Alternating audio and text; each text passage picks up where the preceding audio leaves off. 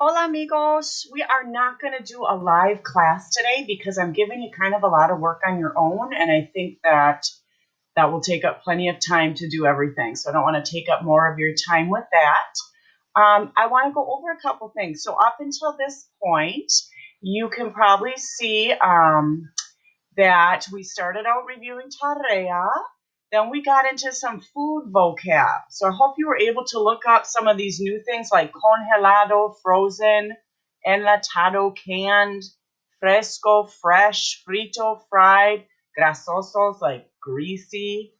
Those are probably the new ones. Añadir, to add, that might be new for you. Same thing here. You had usually, I think we probably know our body parts pretty well by now. Maybe I had to look some up. At any rate, you had a nice Quizlet to practice with. So if you have not done that, make sure you get to know these words a little bit. Most of them, like 80-90%, are review words from Espanol Dos, but they're going to come in handy this week in our chapter. We're really on our last week and a half of La Clase de Español, so we kind of got to fly a little bit. All right. So then we get into gramática, and these are review things. We have our direct object pronouns in Espanol, complemento directo, and then we have our indirect object pronouns, and that's who's receiving the action if there is a direct object. So those aren't used in every sentence. Either are direct objects, but when you want to use them, we're going to go over how to do that. Well, we did, and I'm going to go over it too. So that leads us to this practice. This is with direct object pronouns. Yo compro los zapatos nuevos. So I buy new shoes. Now I want to say I buy them. What would go in there? Which one of these to refer to them? Los zapatos would be los, like that. Tú no haces la tarea. You don't do your homework. You don't do it. No la, because of la tarea. No la haces. You don't do it. Notice I'm putting these direct object pronouns, it or them, before the conjugated verb. What happens if we have two verbos in a sentence, like you learned in the video? Then you have two choices. So we can still stick with before the conjugated verb. Nosotros queremos comer la ensalada. We want to eat the salad. Or we want to eat it. So want to eat, two verbs. So I can say la queremos comer, or I can attach it to the infinitive. Queremos comer la. That also works if it's a present progressive. Like instead of saying we want to eat, maybe we're saying we are eating it. So estamos comiendo la. All right, here's another one. Pedro va a beber la leche. Leche is our direct object, so we're going to say Pedro la va a beber, or the other option, va a beber la. We're just saying it or them. Indirect objects are taking it a step further. So if we see this, I tell you the truth. What do I tell you? The truth. To whom do I tell it? You. The answer, the to whom, that is our indirect object. Okay? Here's our chart. Me te le, nosos les. And I give you these verbos decir. So I tell, we're going to put our verb in the yo form, yo digo, the truth, la verdad. We're going to keep that la verdad, and then we're going to say to you. All right, how do we do that? We put the te. Yo te digo la verdad. Where is it going? Right before the conjugated verb. If there were two verbs, which I didn't go that far here, you could go out front or attach to that gerund, ando, yendo, or the infinitive. Okay, so how would I say these? He tells me the truth. That would be él me dice, conjugating decir, dice la verdad. You tell us the truth. Tú nos dices la verdad. Nos, us, dices, tú form.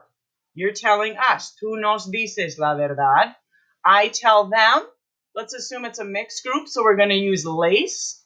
Yo les digo la verdad. Okay, so hopefully that made sense. Let's just really quick review here. I'm going to do some writing. So if I want to say, you can practice along with me in your notebooks if you want to grab them.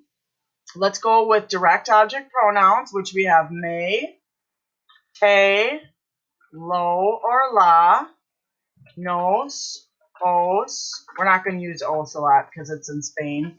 Los and las.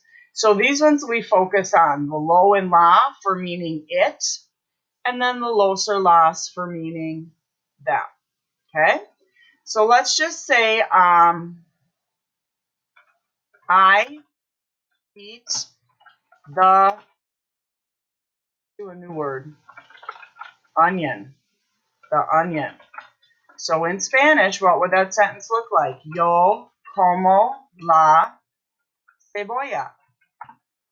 If I want to take this out right here, yo como la cebolla, I want to take that out and I want to replace it with the word it. So it would be either lo or la. Which one am I going to use? La, feminine, so la, feminine. Yo como, I guess my highlighter's still on. Yo como la. What's my problem? We got a different word order in Spanish. So I actually have to go yo la como. What if I'm saying I'm in the process of eating it? Yo estoy comiendo. I could attach it right there, comiéndola. And actually when you do that, you got to make this guy a little accent mark. Comiéndola. Yo estoy comiéndola. Try saying that. The other way to say that is to take this la right here and just put it right under, right before the verbo, the conjugated verbo. So, yo la estoy comiendo. Oops, don't need any weird accents there. We have an accent because this is a super long word. Okay? So those are direct objects.